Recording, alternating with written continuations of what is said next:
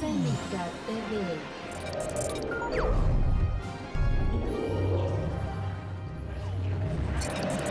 Senica TV. A mí me toca platicar un poco sobre la alergia alimentaria, todo este módulo es sobre eso, hablando un poco sobre la fisiopatología y en especial sobre la alergia a las proteínas de la leche de vaca. Realmente el término de alergia es muy amplio, ya comentaba ahorita muy bien Omar, todo lo que se da en la mucosa intestinal y realmente la alergia es un paraguas donde podemos poner a muchas enfermedades que pueden tener un componente alérgico, como el asma, la dermatitis atópica, la rinoconjuntivitis, la anafilaxia, la urticaria, reacciones a medicamentos y también a alimentos, o pueden no tenerlo. No siempre son mecanismos realmente alérgicos y cada vez vamos conociendo más sobre ellos. Hoy durante la mañana seguramente les estarán hablando también sobre las formas de reacción, después el doctor Dino va a ampliar más sobre esto, las formas de reacción adversa a la alergia en alimentos, cuando son mediadas por IgE, que son de inicio rápido, menos de una hora en una presentación aguda, y varias de esas formas, quizá la más característica, la anafilaxia, pero muchas otras que también les irán platicando. O las que son más bien tardías, que empiezan una hora después, en forma crónica muchas veces, y aunque generalmente son de mejor pronóstico, a veces pueden ser también cuadros muy importantes y graves. Y las mixtas, donde hay mezclados los mecanismos mediados por IgE o no mediados por IgE, y que también, bueno, ahí les platicarán un poco de las gastropatías eosinofílicas y qué tienen que ver en la alergia alimentaria. Tenemos que aprender sobre esa fisiopatología para poder decidir en el diagnóstico qué pruebas son útiles, cuándo realmente es útil hacer una prueba para medir esa IgE específica o cuándo no tiene ningún caso medir esa IgE, cuándo tenemos que confirmar realmente con una prueba de reto oral o no es realmente necesario llegar hasta la prueba de reto oral. Y también hoy les irán platicando poco a poco cómo dirigir esos algoritmos diagnósticos y saber si realmente es una alergia a algún alimento mediada por IgE, no mediada por IgE o inclusive mixta. En la fisiopatología de la alergia a alimentos, ya platicaba muy bien ahorita Omar, cómo normalmente deberíamos de hacer tolerancia hacia estos alimentos. Y estas células dendríticas, que él platicaba muy bien, tienen que atrapar esos antígenos alimentarios e inducir una respuesta de tolerancia, sobre todo a través de esas células T reguladoras, aunque él ya comentó también otros mecanismos que iremos viendo. Pero cuando el epitelio está dañado, cuando hay inflamación y una respuesta inflamatoria, tal vez produciendo estas citocinas de alarma, estas alarminas como interleucina 33, interleucina 25 o TSLP, eso activa otra respuesta. Hace que las células dendríticas ya no induzcan tolerancia, sino más bien ahora hagan que los linfocitos T se vuelvan TH2 y estos TH2 junto con la respuesta de otras células, como las células innatas linfoides tipo 2, también puedan activar una respuesta inflamatoria a través de interleucinas 5, 9, 13 y 4,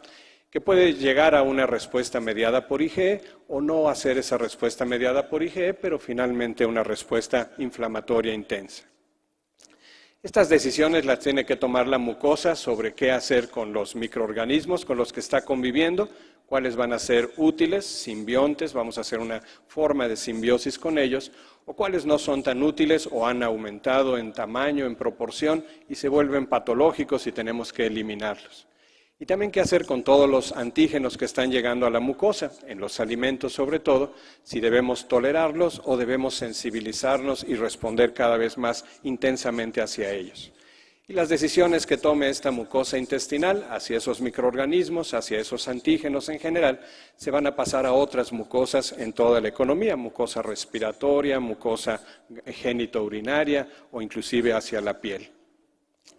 Ya platicaba muy bien Omar cómo estas células dendríticas están localizadas estratégicamente en el epitelio y algunas de ellas pueden migrar hacia los ganglios cercanos o en las placas de Peyer y ahí pueden interactuar con muchos de estos linfocitos y tomar esas decisiones cuando son linfocitos que se activen y se vuelvan efectores hacia una respuesta de rechazo hacia ese microorganismo o sean linfocitos reguladores en la tolerancia. Y todo esto va a depender también del tipo de microorganismos, y no solo del tipo, sino la proporción en la que estén, y también durante el Congreso van a tener una cantidad importante de conferencias para ver qué es lo que se sabe sobre esa microbiota, cuáles son los microorganismos que favorecen la tolerancia o cuáles son los que favorecen una respuesta inflamatoria intensa. ¿Qué tipo de linfocito T va a ser cuando se le presente el antígeno? Va a depender de la forma en la que se presente ese antígeno,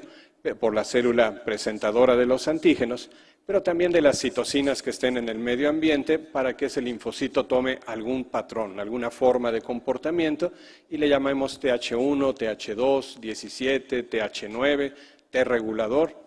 o se queden los folículos y sea un folicular ayudador que nos ayude también a esas respuestas para la producción de anticuerpos. ¿Por qué hacemos alergia a alimentos? ¿Qué es lo que hace que se pierda esa tolerancia y que a un alimento que deberíamos de tolerar, aquí ponen el ejemplo de los cacahuates, en vez de hacer esa respuesta de tolerancia, empecemos a hacer una respuesta de hipersensibilidad? Realmente hay muchos factores asociados, pero quizá uno de los más importantes es que perdemos la regulación. Y esa regulación, que debería estar en estas células reguladoras, en estas células reguladoras deberían de estar bien controladas para equilibrar a las demás poblaciones celulares, que no funcionen de más, sino solamente cuando sea necesario. Pero si perdemos esa función de equilibrio de estas células T reguladoras, seguramente eso está favoreciendo esa respuesta alterada.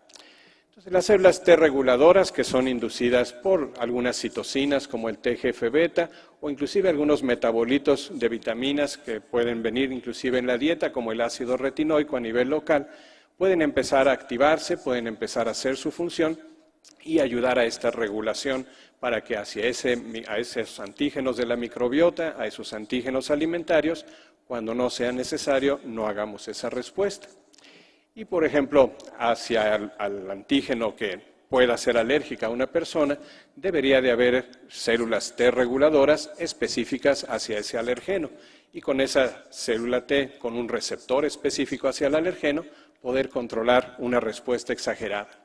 Y eso ocurre en la leche. En la leche, todas las proteínas de la leche normalmente deberían de activar a estas células T reguladoras específicas para diferentes antígenos en la leche y con eso bloquear, por inhibir las respuestas inflamatorias que no deberíamos de hacer normalmente hacia la leche. No solamente participan las T reguladoras, son muy importantes, pero también hay partes en la inmunidad innata que nos pueden ayudar a esa regulación. Otro tipo de células innatas linfoides, las innatas linfoides tipo 3, por ejemplo, ellas pueden producir interleucina 22 para estar reparando el epitelio cuando se daña, cuando hay inflamación, y también ayudar a que las células dendríticas se vuelvan tolerantes y produzcan interleucina 10, ácido retinoico, para convencer a los linfocitos T a volverse reguladores, y ahora sabemos que también a los linfocitos B para que se vuelvan reguladores y participen en esta respuesta de tolerancia. Para hacer la tolerancia dependemos entonces de muchos factores. ¿Cómo pasa el antígeno? ¿Qué tipo de antígeno está pasando a través de nuestra mucosa? ¿Cómo lo atrapan, lo presentan estas células dendríticas? Por lo menos sabemos que hay dos tipos importantes, con dos marcadores en la mucosa intestinal, las CX3-CR1 y las CD103, y con comunicación entre ambas células dendríticas. ¿Cómo viajan algunas de ellas hacia los ganglios, las CD103 positivas, para poder inducir esa respuesta de tolerancia en los linfocitos T? Y finalmente, cómo esos reguladores pueden ayudar a la producción también de IgA y que los linfocitos B no solo produzcan IgA, sino que también participen en la regulación. Entonces, en el paso de antígenos, ya comentaba Omar, hay varias formas en las que pasan los antígenos a través de la mucosa intestinal. Uno puede ser una simple transitosis, pasan a través de las células del epitelio o a través de las células M, que él también ya describió muy bien, o una verdadera endocitosis. Aquí tiene que ser un movimiento más activo a través de estas células dendríticas que están extendiendo estas prolongaciones, esos pseudópodos, para atrapar, comer y procesar a estos antígenos y luego presentarlos. Y esto puede ocurrir en ambos tipos de células dendríticas. Y luego entre ellas también hay otro mecanismo que le llaman trogocitosis, que es pasar el antígeno de una célula a otra, para que las dos sean útiles en la presentación, pero lo pasan antes inclusive del procesamiento. Las que sí pueden viajar hacia los ganglios, por ejemplo, son las CD103 positivas, y ellas tienen también formas de inducir la tolerancia. Tienen esta molécula, la indolamina, para poder hacer que se empiece a formar ácido retinoico y se empiece a convencer a las células T a volverse reguladoras, y también expresar algunas moléculas de adhesión, que ayuden a convertir a la forma activa al TGF-beta, y el TGF-beta, el factor beta de crecimiento y transformación, también puedan inducir esta formación de células T reguladoras. El mismo estroma también en el ganglio puede producir ácido retinoico y también algunas otras citocinas para inducir esta respuesta de linfocitos T reguladores. Y luego estos T, cuando se vuelvan ya reguladores, expresar algunos receptores de quimiosinas y algunas moléculas de adhesión que los lleven hacia la mucosa nuevamente y ahí puedan participar en esa respuesta de tolerancia. Entonces, esta indolamina, 2,3-dioxigenasa, el IDO, es una enzima que convierte el triptófano hacia quinurrenina. Y esta quinurrenina es una forma de activar la tolerancia. Es una forma relativamente fácil en la que esta enzima cambia el triptófano hacia quinurrenina. Y esta quinurrenina induce la tolerancia, hace que haya moléculas que puedan hacer a las células T reguladoras, pero también la disminución del substrato, la disminución del triptófano, también es otro mecanismo para inducir esta tolerancia. Entonces, aumentar esta indolamina, aumentar el ácido retinoico, o ya también comentaba Omar, la vitamina D, o la presencia de citocinas antiinflamatorias, inductoras de tolerancia, TGF-beta, interleucina 10, hace que se active sobre todo el factor nuclear y el gen FOXP3 para que estas células se convenzan de ser reguladoras, y por diferentes mecanismos, a través de más citocinas antiinflamatorias o a través de secuestrar inclusive la interleucina 2 para que ya el T efector no pueda seguirse activando, o mecanismos directos para inducir apoptosis en este T efector a través del CTLA4 que inhibe ya su activación, o moléculas que activen la apoptosis como PD1 o LAC3 o GAL1, o por otros mecanismos directamente para bajar a esa población de células T efectoras, finalmente se logra la tolerancia. Estas células que se vuelven reguladoras también ayudan a que los linfocitos B puedan producir IgA. El TGF-beta, además de ser un inductor de tolerancia y aumentar también la reparación en las heridas, en la cicatrización, también ese TGF-beta convence a los linfocitos B a producir IgA. Y esa IgA, ayudada también con el ácido retinoico, va a ser un buen mecanismo de defensa en esa mucosa, porque es un anticuerpo protegido por el componente secretor que va a durar más tiempo y al mismo tiempo que no tiene la forma de activar al complemento. Es una buena forma de neutralizar antígenos sin activar respuestas inflamatorias, neutralizando y además transportando antígenos que hayan pasado a través del epitelio, y en ese transporte de la IgA hacia la luz de la mucosa, nuevamente expulsar a esos antígenos. ¿Qué es lo que ocurre cuando nos volvemos alérgicos? ¿Cuál es la forma en la que nos vamos sensibilizando? Bueno, seguramente hay algún problema en este paso de antígenos, en la forma en la que estamos respondiendo en el epitelio, probablemente produciendo estas citocinas de alarma, estas alarminas, y convenciendo a los linfocitos T a hacer TH2 y que puedan llevar hacia una respuesta, la más frecuente que conocemos, de una respuesta alérgica. Se ha visto que esta sensibilización puede iniciar en una inflamación. Inflamación en el epitelio por una infección viral. Por ejemplo, no es raro que un niño, después de tener una gastroenteritis viral, por ejemplo por rotavirus, si tiene la predisposición genética para volverse alérgico a la leche, pueda después desarrollar este mecanismo de alergia. Ese daño en el epitelio, por esa infección o alguna otra forma de daño, hace que se produzcan esas citocinas de alarma, interleucina 25, 33 y la linfopoyetina derivada del estroma del timo, para que estas células dendríticas ahora empiecen a expresar el OX40 ligando. Y este OX40 ligando es el que ayuda a los linfocitos T a volverse TH2 y que a esos TH2 ahora ayuden a un linfocito B a producir la IgE. Y esa IgE se va a unir a receptores de alta y baja afinidad en diferentes células, sensibilizándolas, preparándolas para responder más rápido la siguiente vez, pero también a receptores de baja afinidad, CD23, en esas células epiteliales. Y esas células epiteliales ahora va a ser más fácil que atrapen a los alergenos y los transporten hacia el interior, aumentando la respuesta. Estas células dendríticas, decía, al expresar el OX40 ligando, pueden viajar a los ganglios y ahí convencer a esos linfocitos T a volverse TH2, y estos TH2 producir citocinas, sobre todo interleucina 4 y 13, que ayudan al linfocito B a producir IgE, y también interleucina 5, que atrae a los eosinófilos para que hagan esa respuesta inflamatoria cada vez más intensa.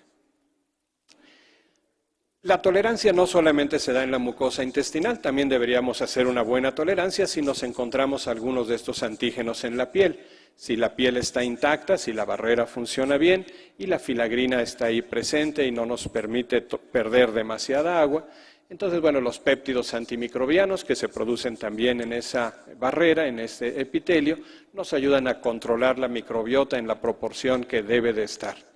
Y eso también ayuda para que las células dendríticas, con otros marcadores que se han encontrado en piel, se vuelvan tolerogénicas, produzcan interleucina 10 y hagan que las células T se conviertan en T reguladoras. El problema es cuando hay algún daño, otra vez un daño en esa barrera, ahora inflamación en la piel, y esa inflamación en la piel hace que se altere la respuesta. Se empiezan a producir nuevamente esas señales de alarma, esas alarminas, y pasen más fácilmente por el daño también antígenos tanto de microbios como de alimentos, si estamos en contacto con ellos, y empecemos a sensibilizarnos, a conocer diferente a estos antígenos y responder ahora con linfocitos TH2 y una respuesta alérgica.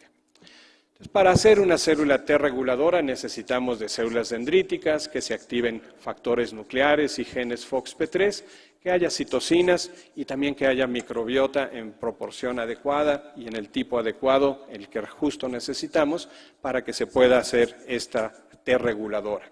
La interacción entre la dieta, lo que estamos recibiendo en los alimentos, lo que estamos recibiendo en los alimentos y también el tipo de microorganismos que está en nuestra mucosa, eso es lo que hace que se produzcan diferentes metabolitos de ácidos grasos, acetato, butirato, propionato, y varios de ellos, ya lo irán viendo durante el congreso, ya lo han estado revisando antes, son los que ayudan a la inducción de estas células T reguladoras y que estas T reguladoras produzcan interleucina 10 y otros mecanismos para poder bloquear esa respuesta normalmente. Es la combinación de dieta, sobre todo la fibra que viene en la dieta y que pueda ser utilizada por diversos microorganismos, va a ayudar a la producción de estos ácidos grasos de cadena corta y a través de receptores acoplados a proteína G, ayuden a que el epitelio, por ejemplo, produzca interleucina 18 y con esto se repare también el epitelio y también ayuden a la inducción de esas células T reguladoras, tanto en placas de Peyer como en ganglios linfáticos regionales. La microbiota también puede activar a estas células innatas linfoides tipo 3 para la producción de interleucina 22, que también ayuda a la reparación del epitelio, pero además a la producción de péptidos antimicrobianos y a la producción de más moco para que se pueda detener algún daño en esa mucosa. Dentro de la microbiota, desde hace ya algunos años, se ha hablado de esta bacteria, del Fecalibacterium prausnitzii, que fue nombrada también en honor al doctor Prausnitz, de las pruebas de Prausnitz y Kussner, que esta bacteria es quizá una de las más importantes, que pueden metabolizar la fibra hacia ácidos grasos como el butirato, y este butirato activar a las células T reguladoras. Y la desproporción, la falla en la cantidad o en la proporción en la que esté esta Fecalibacteria prausnitzii puede influir sobre la alergia a alimentos. Se ha visto que esta Fecalibacteria puede activar la producción de interleucina 10, inclusive desde el epitelio y las células dendríticas, pero también en esa inducción de células T reguladoras, TR1 en especial, para que aumenten la producción de interleucina 10. Si usamos antibióticos en forma exagerada, si cambiamos la proporción de esta microbiota y no tenemos una buena dieta rica en fibra, probablemente todo esto se altere, se disminuya la cantidad de ácidos grasos de cadena corta, las citocinas protectoras del epitelio, pasen más fácilmente antígenos de alimentos y de la microbiota, y esto también ayude a la sensibilización hacia esos linfocitos Th2 y la respuesta eosinofílica. Se ha visto que si se disminuyen estos factores, la barrera de moco, la fibra en la dieta o la proporción de esta fecalibacteria, aumentan otros oportunistas que pueden activar respuestas inflamatorias más intensas y causar problemas en la mucosa. Y no solamente en la mucosa intestinal, este artículo habla de la relación de esta fecalibacteria prausnitzii en una disbiosis, en un desequilibrio, y cómo en el daño en la mucosa intestinal también puede haber fuga de antígenos ya por vía sistémica y sensibilización, y lo han relacionado inclusive con dermatitis atópica, hablando de esa relación muy estrecha que hay entre piel y sistema gastrointestinal. Y todo esto inicia tal vez desde la formación de este sistema inmunológico. ¿Qué tipo de alimentos está recibiendo la madre en fibra, en cantidad de ácidos grasos? El tipo de microbiota que tiene y el tipo de metabolitos que se forman gracias a esa microbiota. Cómo se madura y cómo se induce tolerancia en el sistema inmunológico. Y no solamente en la vida embrionaria y fetal, sino después ya a través de la lactancia en ese bebé que está ya recibiendo alimentación materna. Y hay muchos otros factores que seguramente influyen en el medio ambiente de este bebé, desde el momento de su formación y después de nacer, para programar todas sus funciones, no solamente del sistema inmunológico, sino también de la respuesta en los tejidos hacia muchos de estos agresores. Y esto es lo que va seguramente a predisponer, si hay algún factor genético asociado, a una respuesta alérgica o no el resto de su vida. Ya desde hace mucho tiempo se han propuesto estas hipótesis, donde se habla de la hipótesis dual. Si nos exponemos a antígenos alimentarios por una piel dañada, es más fácil sensibilizarnos que cuando lo hacemos por una vía natural, como es la mucosa gastrointestinal. También la hipótesis de la vitamina D, como la mejor exposición al sol y la mayor producción de vitamina D puede ayudar más a la tolerancia hacia diferentes antígenos. Y esta hipótesis de la higiene, que ahora ya también se ha ido modificando, y cuál es la biodiversidad de esos microorganismos que realmente es útil para poder inducir tolerancia. Y la alimentación con leche humana pues es un factor clave. Sigue siendo muy importante porque la leche humana no solamente es una fuente de nutrientes, que ya después nos explicará muy bien el licenciado en nutrición Memo, para ver cuáles son esas fuentes de nutrientes y cómo se relaciona con algunas formas de alergia cuando no se dan bien. Pero además hay prebióticos, probióticos, citocinas que pueden ayudar a la tolerancia. Hay muchos factores en la leche que pueden inducir la activación de células T reguladoras y en especial otra vez las citocinas como el TGF-beta, que también puede pasar a través de la leche humana y eso ayudar a la activación de células T reguladoras. Y si esta mamá está llevando una alimentación normal y además le está dando alimentación con su propia leche a ese bebé, también antígenos de los alimentos que coma la mamá y también algunos otros antígenos que se esté exponiendo, inclusive por vías aéreas, no solo digestivas, pueden estar pasando a través de la alimentación de ese bebé hacia el bebé, pero junto con factores de tolerancia que ayuden a que sea mejor su respuesta.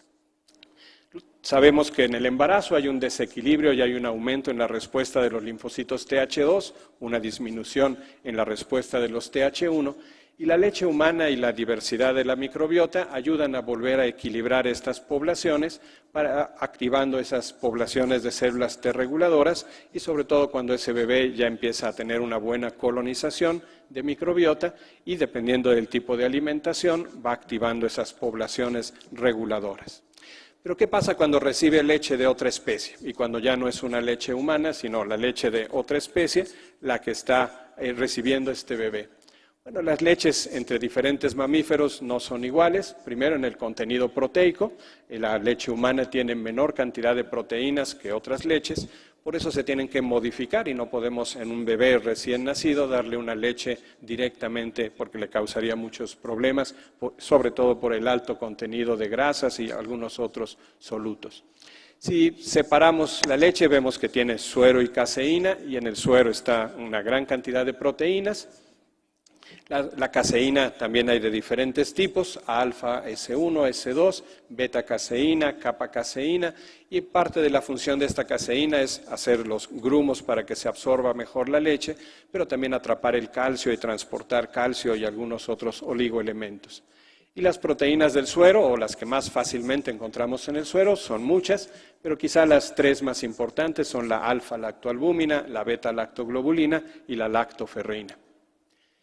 ¿Qué tan bien podemos o no tolerar la leche de otro mamífero? Pues seguramente tiene que ver qué tan cerca estamos en la evolución filogenética con estos mamíferos. Mientras más cerca estemos en la evolución, en esos árboles genealógicos de la evolución, pues probablemente se parezca más la leche humana a esa otra leche, y mientras más alejados estemos filogenéticamente, haya menos similitudes. Y esto quizá es más notorio con la beta-lactoglobulina. La beta-lactoglobulina no la contiene, por lo menos en tanta cantidad, la leche humana, y lo mismo ocurre, por ejemplo, con la leche de camellos o camellas, de dromedarios o dromedarias, que tampoco la contienen. Entonces, bueno, nuestros sustitutos en nuestro país es muy difícil que sea de camellos, de camellas, pero pues sería tal vez una de las fuentes un poco más parecidas a la leche humana, y hay estudios en países de Medio Oriente donde sí pueden conseguir más fácilmente esa leche para ver qué tanta tolerancia se puede tener hacia ella. Ya en los últimos minutos que me quedan, ya nada más para concluir, creo que si tenemos una microbiota normal, y normal se refiere a una buena proporción en microorganismos, en la cantidad y en el tipo de estos microorganismos, si nos exponemos a una leche de vaca, puede ser que nuestro sistema inmunológico normalmente sí haga una respuesta de tolerancia, y que esa tolerancia que hacemos a nivel gastrointestinal también se traduzca a nivel respiratorio, en piel y en otros sitios. Pero si tenemos una desproporción o si tenemos una facilidad de hacer una respuesta alérgica hacia esos antígenos de la leche, si somos atópicos, entonces ahora en vez de ser unas células T reguladoras, ahora van a ser unas células T hipersensibles que nos hagan una respuesta alérgica a nivel gastrointestinal y después respiratoria, y probablemente también exacerbar problemas en piel. ¿Cómo hacer estas decisiones de cuándo sí o no vamos a tolerar esos antígenos? Seguramente depende de la ventana inmunológica, que todavía no sabemos exactamente cuánto tiempo va a durar. Se cree que son los primeros 3 años de vida, incluyendo desde el momento de que se empieza a formar ese bebé, y que eso va a depender de los estímulos que tenga, también la genética con la que haya heredado de sus familiares, y todo eso va a hacer que estos linfocitos se vuelvan o no reguladores, o se vuelvan efectores sensibilizantes y de respuesta exagerada hacia algunos de estos estímulos. Todavía hay muchas cosas que nos falta de conocer, por conocer en la alergia a alimentos. Todavía ni la hipótesis de la higiene, ni la forma en la que nos exponemos a los alimentos, ni las hipótesis duales de exposición en piel o vía oral, ni tampoco las inmunomodulaciones a través de factores nutricionales o algunos otros factores, todavía por sí solos no nos explican todo lo que ocurre en todos los pacientes. Seguramente hay muchas piezas en este rompecabezas que todavía tenemos que seguir conociendo y seguir aprendiendo en beneficio de los mejores tratamientos para nuestros pacientes. Finalmente, ya nada más quiero invitarlos al próximo congreso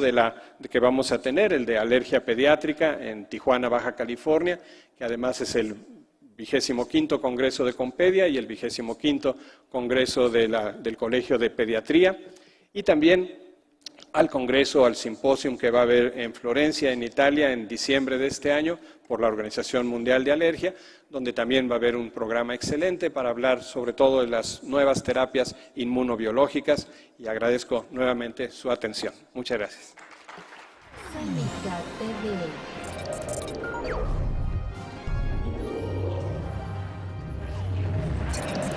Clínica TV.